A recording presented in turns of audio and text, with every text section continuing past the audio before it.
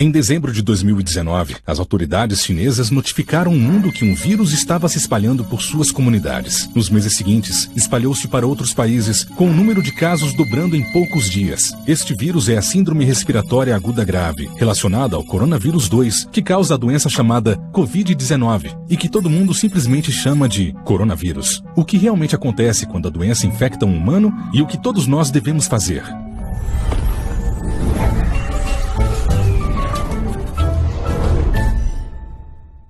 Um vírus é apenas uma cápsula em torno de um material genético e algumas proteínas, podendo-se argumentar não se tratar nem mesmo de uma coisa viva. Ele só pode se reproduzir entrando em uma célula viva. O corona pode se espalhar através de superfícies, mas ainda é incerto quanto tempo pode sobreviver nelas. Parece que sua principal maneira de se espalhar é por gotículas. Quando as pessoas tossem, ou se você tocar em alguém que está doente e depois tocar seu rosto, ou esfregar seus olhos ou nariz. O vírus começa sua jornada aqui e depois pega uma carona para regiões ainda mais profundas no corpo. Seu destino pode ser os intestinos, o baço ou os pulmões, onde pode ter o efeito mais dramático. Mas apenas alguns coronavírus podem causar uma situação bastante dramática. Os pulmões estão revestidos com bilhões de células epiteliais. Estas são as células de fronteira do seu corpo que revestem seus órgãos e mucosas, esperando para serem infectados. O corona se conecta a um receptor específico nas membranas de suas vítimas para injetar seu material genético. A célula, ignorante do que está acontecendo, executa as novas instruções, que são bem simples: copiar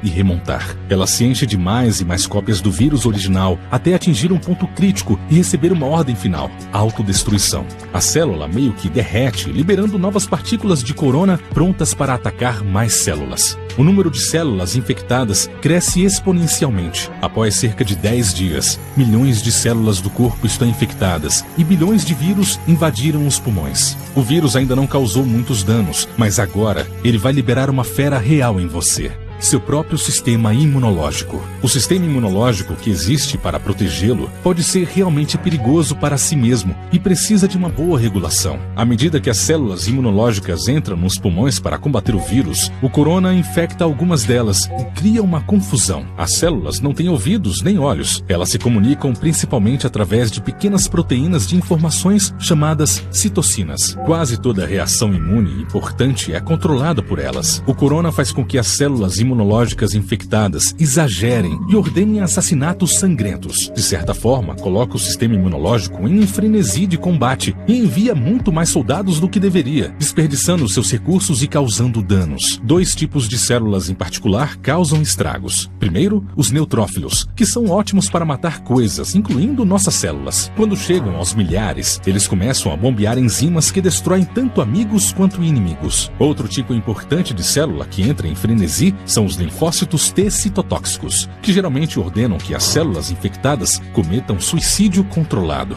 Confusos como eles estão, eles começam a ordenar células saudáveis para se matarem também. Quanto mais células imunológicas chegam, mais danos causam, e mais tecido pulmonar saudável elas matam. Isso pode ficar tão ruim que pode causar danos irreversíveis permanentes, que levam a deficiências ao longo da vida. Na maioria dos casos, o sistema imunológico recupera lentamente o controle. Ele mata as células infectadas, intercepta os vírus que tentam infectar novas células e limpa o campo de batalha. A recuperação começa, e a maioria das pessoas infectadas pelo corona passa por isso com sintomas relativamente leves, mas muitos casos se tornam graves ou mesmo críticos. Não sabemos a porcentagem, porque nem todos os casos foram identificados, mas é seguro dizer que há muito mais do que a gripe. Em casos mais graves, milhões de células epiteliais morreram, e com elas o revestimento protetor dos pulmões desapareceu. Isso significa que os pequenos sacos de ar dos alvéolos, através dos quais a respiração ocorre, podem ser infectados por bactérias, que geralmente não são um grande problema. O paciente pega pneumonia, a respiração fica difícil ou até falha, e os pacientes precisam de equipamentos respiradores para sobreviver.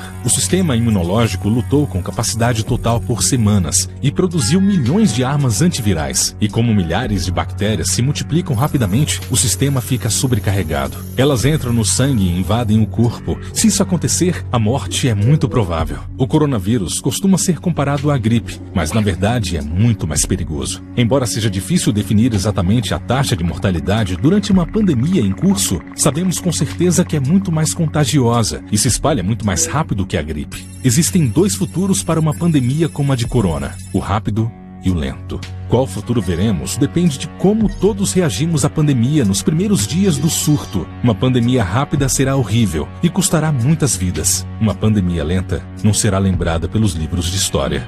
O pior cenário para uma pandemia rápida começa com uma taxa muito rápida de infecção, porque não existem contramedidas para desacelerá-la. Por que isso é tão ruim?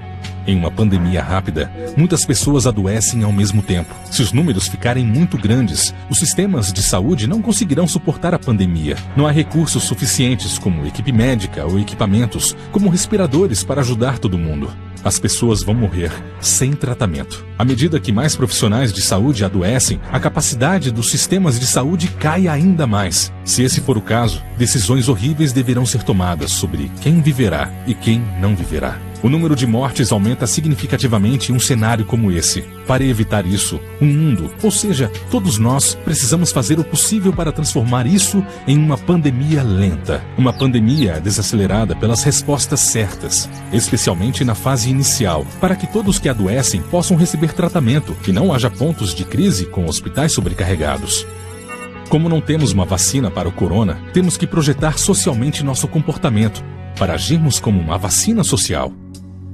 Isso significa simplesmente duas coisas: não ficar infectado e não infectar os outros.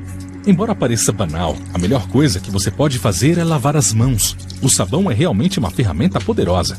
O coronavírus está envolto no que é basicamente uma camada de gordura. O sabão quebra essa gordura e o deixa incapaz de te infectar. O sabão também deixa suas mãos escorregadias e com os movimentos mecânicos da lavagem, os vírus são levados embora. Para fazer isso, lave bem as mãos, como se você tivesse acabado de tocar em algumas pimentas e quisesse colocar suas lentes de contato em seguida. O próximo passo é o distanciamento social, o que não é uma experiência agradável, mas uma coisa boa a se fazer. Isso significa sem abraços e sem apertos de mão. Se for possível ficar em casa, fique, para proteger aqueles que precisam estar fora de casa para que a sociedade funcione.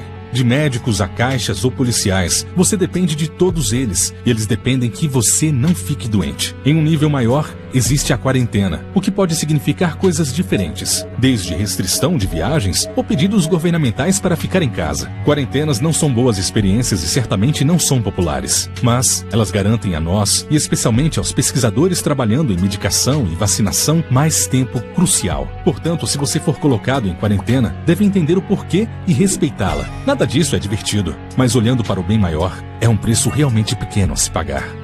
A questão de como as pandemias terminam depende de como elas começam. Se começarem rapidamente com uma subida íngreme, elas terminam mal. Se começarem devagar com uma inclinação não tão íngreme, elas terminam ok.